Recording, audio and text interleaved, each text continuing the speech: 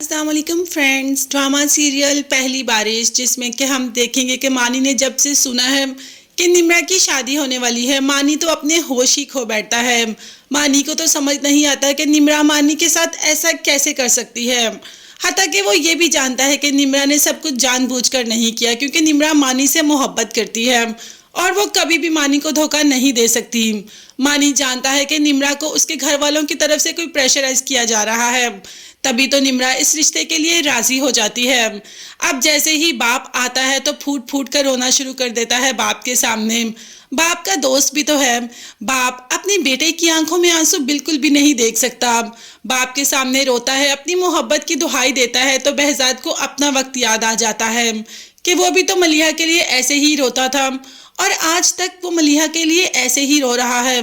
तो ऐसे में बाप कैसे बर्दाश्त करेगा कि उसका बेटा भी सारी जिंदगी वही महरूमी अपने साथ रखे जो कि अभी तक behज़ाद के साथ है। behज़ाद ने वादा तो कर लिया मानी से कि वो जाएगा और जाकर निम्रा की माँ से बात करेगा।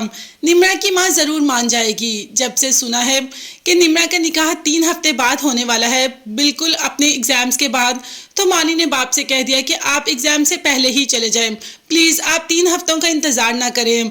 आज जब नवाल ने पूरी यूनिवर्सिटी के सामने केक काटा और सबको बताया कि निम्रा की मंगनी यानी कि निम्रा की शादी, मंगनी तो हो गई है, शादी होने वाली है, तभी तो ये मानी को सब पता चला। वो तो इसी कश्मकश में था कि आखिर निम्रा से ने एकदम से उसे रिश्ते से इनकार क्यों कर दिया।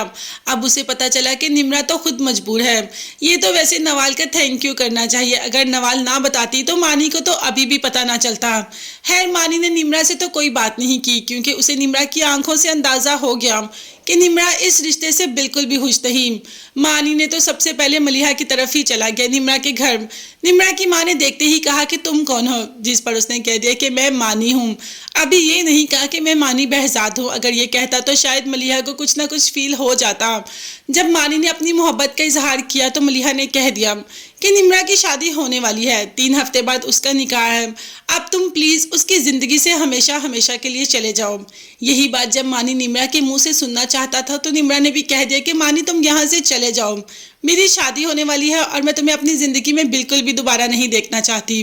तुम प्लीज़ यहाँ से चले जाओ और हमारे घर में कुछ भी ऐसा मैस क्रिएट ना करो। मानी जो कि वहाँ से चला जाता है, क्योंकि वो नहीं चाहता कि निम्रा पे कोई भी इल्ज़ाम उसकी वजह से लगे, मगर अपने बाप के पास जाकर अपनी मोहब्बत का इजहार ज़रूर करता है और बाप अपने बेटे को यकीन दिलाता है कि वो रिश्ता लेने के लिए जाएगा।